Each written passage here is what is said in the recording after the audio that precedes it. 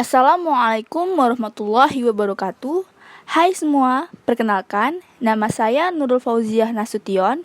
Saya sedang menempuh pendidikan di Universitas Sumatera Utara, Prodi S1 Kesehatan Masyarakat, peminatan Kesehatan Reproduksi.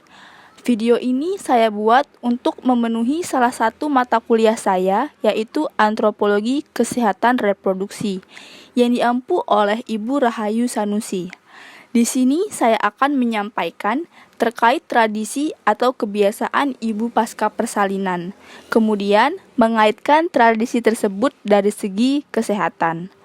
Banyaknya mitos yang dilakukan tanpa melihat dari segi kesehatannya dan hanya sekedar mengikuti aturan orang yang lebih tua. Maka dari itu, video ini dibuat dengan tujuan menyampaikan kebiasaan atau tradisi yang biasa dilakukan oleh ibu pasca persalinan, baik dari ibunya sendiri maupun bayinya, dari segi kesehatan. Apakah memiliki dampak positif atau bahkan menimbulkan dampak negatif? Sasaran dari video ini sendiri ialah ibu yang masih tergolong baru beberapa bulan melahirkan dan bayi ibunya sendiri. Nah, dari video ini, nantinya kita dapat melihat apakah yang biasa dilakukan oleh ibu pasca persalinan membuat perubahan baik, atau justru yang dilakukan sebaiknya ditinggalkan. Untuk lokasi observasi yang saya lakukan sendiri, yaitu di Kecamatan Bengkong, Kota Batam. Baiklah, untuk tidak memperpanjang waktu, ini dia beberapa contoh tradisi yang dilakukan oleh ibu pasca persalinan, baik untuk ibunya sendiri ataupun bayinya, yang akan dikupas tuntas dari segi kesehatan. Assalamualaikum warahmatullahi wabarakatuh. Saya Nindi Febriani, umur 20 tahun, suku Melayu, dan bayi saya bernama Muhammad Syurabil Zeki, umur 2 bulan 7 hari, suku Bugis. Dan saya memilih jalur sesar untuk melahirkan karena bayi saya prematur, lahir 8,5 bulan. Tetapi alhamdulillah saya masih dapat memberikan ASI eksklusif ke anak saya. Pantangan yang saya jalani selama pasca bersalin, kalau dari segi konsumsi, saya dilarang untuk minum es, makan pedas. Minum es dapat menyebabkan bayi besar. Apakah benar? Nah, ternyata air es lebih diperuntukkan untuk ibu hamil. Kenapa? Karena anggapan bayi besar yang dimaksud itu sebenarnya ialah janin. Nyatanya, air es tidak membuat janin menjadi besar, kecuali air esnya dicampur dengan sirup atau gula. Kandungan karbohidrat dalam gula inilah yang dapat menyebabkan berat janin di atas normal. Dan juga ada anggapan ibu menyusui tidak boleh minum es, karena mengakibatkan bayinya terkena flu. Nyatanya, penularan flu secara medis adalah melalui udara, dan bukan melalui ASI yang diminum bayi dari payudara ibunya. Seorang bayi akan menjadi pilek jika tertular oleh ibunya yang sedang flu. Bersumber dari sebuah jurnal karya Lia Susvitasari, Husaini, dan Barul Ilmi yang berjudul Kajian Budaya dan Makna Simbolis Perilaku Ibu Hamil dan Ibu Nifas. Dan juga makan seafood agar penyembuhan pasca operasi dapat berlangsung dengan cepat. Seafood menyebabkan gatal pada bekas sesar. Apakah benar? Nyatanya, selama masa pemulihan, dianjurkan untuk mengonsumsi banyak protein seperti yang terkandung dalam seafood.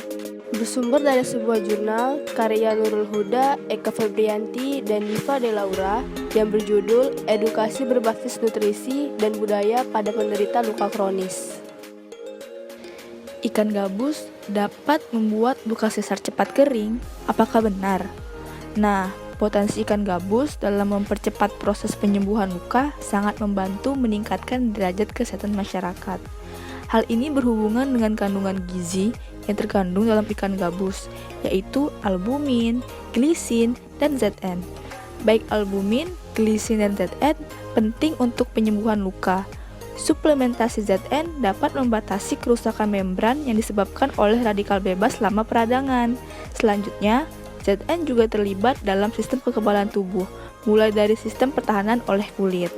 Bersumber dari sebuah jurnal karya Robert Tungadi yang berjudul Potensi Ikan Gabus atau Opiocephalus striatus dalam mempercepat penyembuhan luka. Terdapat data tambahan dari informan, yang mana informan diharuskan berdiam diri di rumah selama 40 hari. Nyatanya, Ibu Nifas yang tidak diperbolehkan keluar rumah sama sekali selama 40 hari akan berdampak negatif bagi kesehatan. Hal ini dikarenakan karena Ibu Nifas tidak keluar rumah dan tidak terkena paparan sinar matahari, maka Ibu Nifas akan kekurangan vitamin D. Bersumber dari sebuah jurnal karya Lia Susvitasari, Husaini, dan Barul Ilmi yang berjudul Kajian Budaya dan Makna Simbolis Perilaku Ibu Hamil dan Ibu Nifas. Dari segi kegiatan sehari-hari, bangun tidur, wajib mandi keramas agar darah putih tidak naik ke mata akibat begadang menjaga anak. Tetapi tidak menggunakan sampo karena itu sudah pantangan dari orang tua. Keramas tanpa sampo. Nah, di sini tidak ada penelitian tertentu yang membuktikan secara kesehatan bahwasannya dilarang penggunaan sampo pasca persalinan. Pada intinya, ketika kita setelah mandi dan keramas sangat dianjurkan untuk segera dikeringkan. Setelah mandi, menggunakan pilis yaitu bedak yang diletakkan di kening agar tidak pusing. Lalu menggunakan bedak param yang dioleskan seluruh badan, penggunaannya agar badan tidak lemah. Jamu-jamuan yang dikonsumsi pasca persalinan. Nah, pada dasarnya setiap kebudayaan memiliki kepercayaan mengenai berbagai ramuan yang digunakan pada saat masa nifas. Umumnya bahan obat-obatan itu